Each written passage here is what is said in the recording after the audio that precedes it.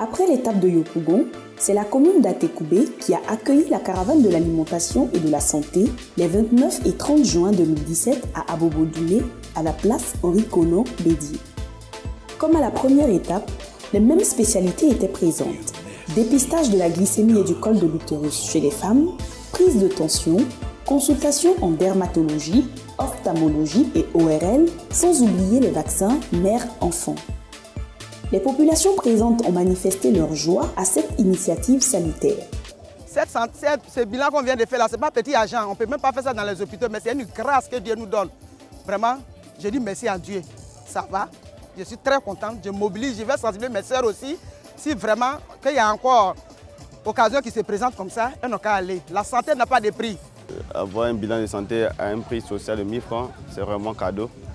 C'est une initiative vraiment encouragée et à perpétuer dans le futur, afin que tout le monde puisse vraiment savoir ce qu'il a et par conséquent se soigner.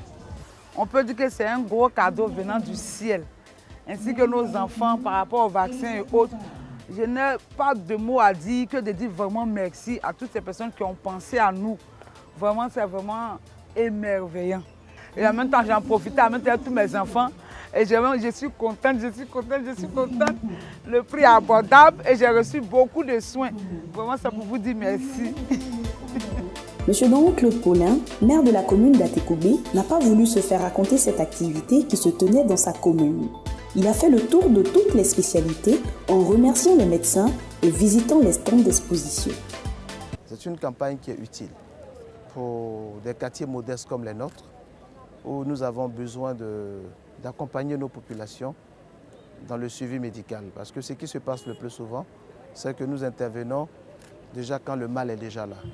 Nous assistons les populations, c'est vrai, dans le cadre de la solidarité, quand il y a des décès, quand il y a des hospitalisations. Mais il est mieux d'anticiper et je voulais vraiment vous encourager, vous remercier.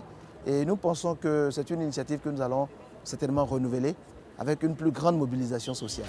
Le maire a terminé son intervention en lançant un appel à tous ses collègues maires. En qualité de président, vice-président de l'UVIC aussi, je vais lancer cet appel à l'ensemble de mes collègues pour que nous nous approprions ce genre d'initiatives citoyennes qui permettent à nos populations de prendre leur santé en main. Cette étape d'Atekoubé a vu la participation de l'Association des étudiants en nutrition de l'Université d'Abobo-Adjamé.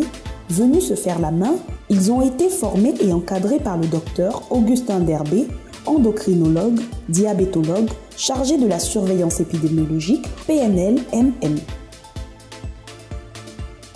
En vue d'améliorer les prestations à venir pour les autres étapes, les suggestions et les recommandations sont toujours les bienvenues.